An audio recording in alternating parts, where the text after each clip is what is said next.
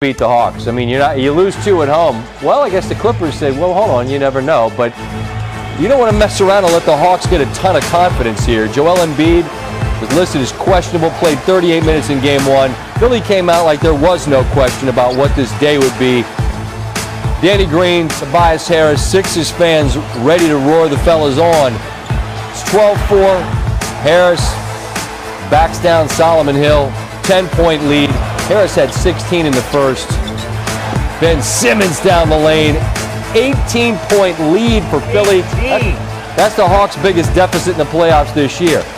But this Atlanta team has got some get up and go, and you blink. And it's like, is it a 2-point game? It is. Young to Clint Capella, who dunks on Embiid's head. But then Embiid will bully his way to the cup. Back and forth they go. Sixers up 4. Embiid. Really unfair for a guy his size to have that kind of footwork and touch. Late first, Embiid bullies Gallinari, and then he walks in his direction for a reason, and then they bump each other. Scott Foster tees up Embiid, who heads back to the bench. Hawks down 5. Gallinari, Danilo.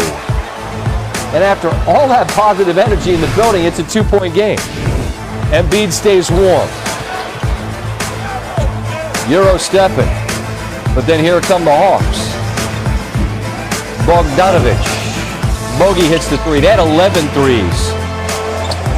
Another 3. Hawks within 1. Good game in Philly. But then enter Shake Milton. The thing I appreciate about Shake is you don't have to ask him to shoot it twice. Team gets mine. I see a shake. And the Sixers lead by 7. Again, you gonna leave me open? Cash. Really? All 3 of these. Milton, 14 points in 14 minutes. 4 of 5 from 3. Philly was 12 of 26 from 3. But this is Embiid's night to be Embiid. He goes for 40. Sixers win by 16. Here's Doc on his big fella. It was awesome. I think Joel, I don't know if the MVP thing did anything to him or not. I remember being on the other side of the night that David Robinson got the MVP and we had to play Elijah on. I was on that Spur team. That didn't go well for us.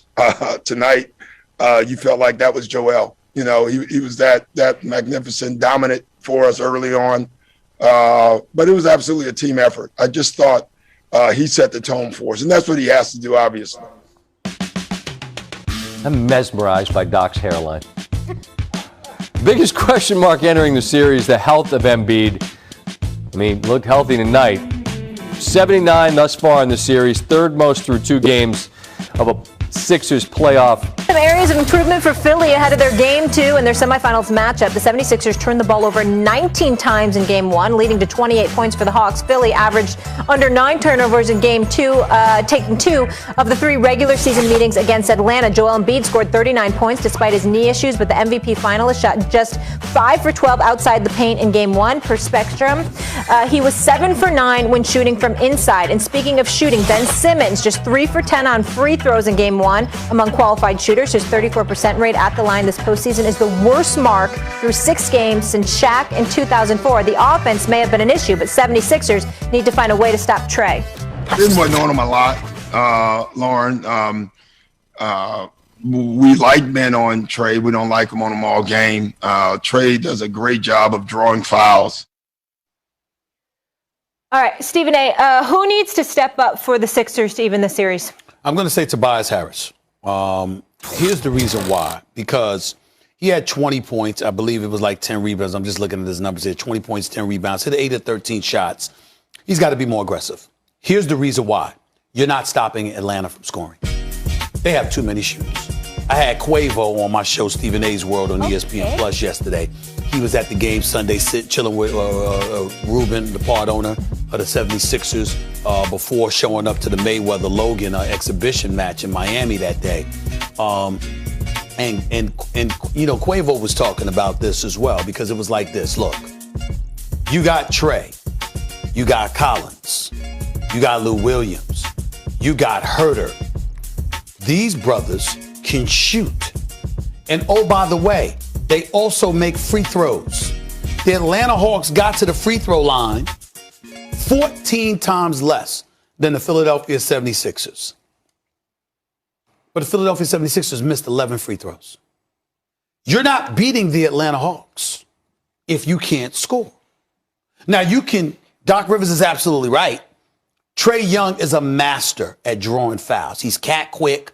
He stops in the lane. He's like a quarterback with pocket presence. He knows where his defender is at all times. Go flying by, yeah. And, he'll stop in front of them knowing that they're coming up behind him at a particular speed or whatever.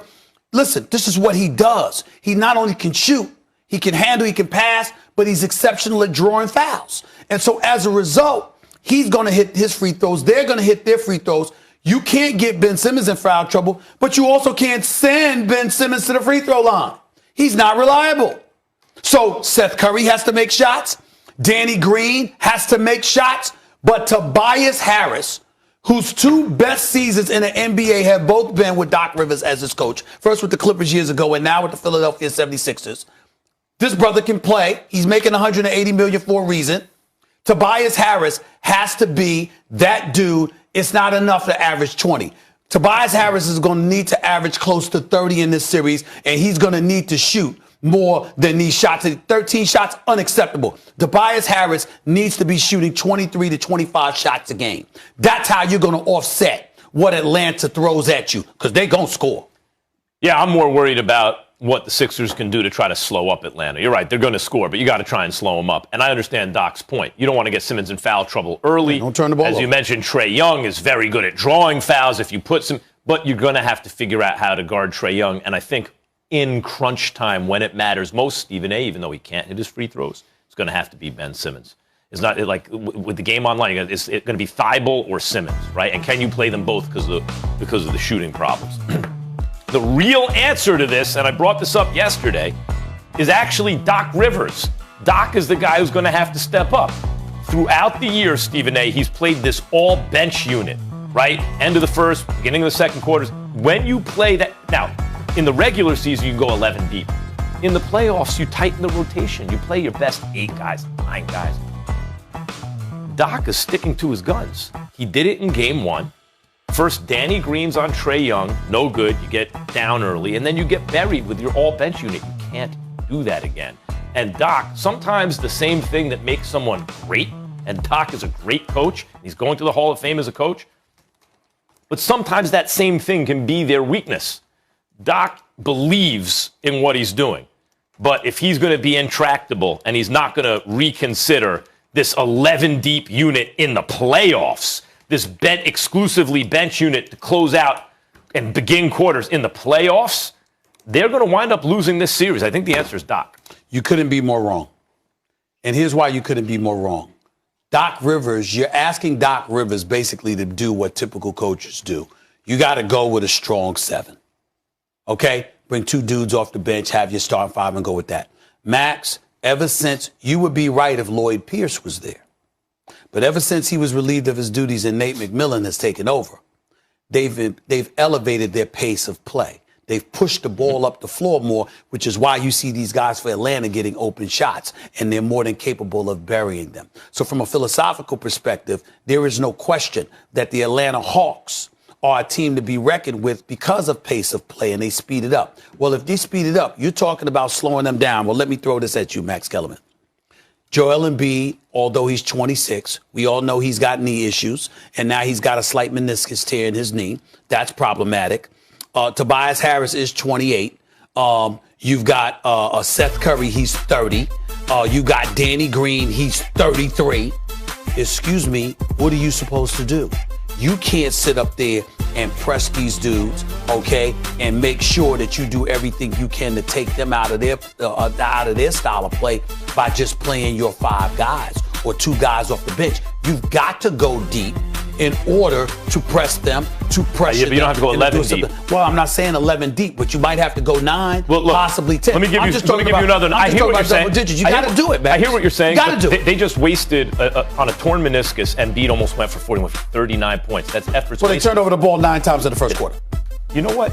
Since we're talking numbers, I just looked it up. The Sixers bench, because remember he goes with a full bench lineup. In the first half, they were outscored 10-0. Every other throughout the game, Sixers lineup was +6 in the game. So I hear what you're saying. You may have some fatigued dudes, but if you continue to do this with the all-bench lineup, you're going to get buried against this Hawks team that scores very well and efficiently. You're just not going to do it. Yeah, but what you're I'm not going to saying, win. You have to pick your spots where you're willing to amp up that kind of pressure. Because the fact of the matter is, if you don't utilize your depth early, you're going to have to use it late because your dudes are going to be exhausted. Not all at once. You would play an all-bench lineup, five dudes? No, that's what he's doing. What I'm saying to you is that there comes a point in time where you have to do all of that just to spell for the dudes that you want out there. It's just the way it is. If you Embiid and you missed, how many games did he miss this year? Let me look this up right here for a quick second. Joel Embiid played in 51 games. He missed 21 games this year, okay? Conditioning is an issue because of that knee and how that's hobbled him. Danny Green ain't getting any younger. Seth Curry, he's there and, he's 30 years of age, but obviously he's a youthful kind of player, but still, you just need to utilize your bench against Atlanta because their pace dictates that you have to use. Then you're going to lose the series. If you keep throwing all 5 out, you're going to lose the series. Who's winning tonight? Listen, I think the Sixers win tonight because if the Sixers do not win tonight, the Sixers are losing the series. Okay. They cannot come Do or back. die. I don't believe they can come back from an 0-2 deficit against these Atlanta Hawks. Home. Against these Atlanta Hawks. If you don't win tonight, the Sixers will lose the series. Who you got, Max? I think the Sixers are going to win tonight.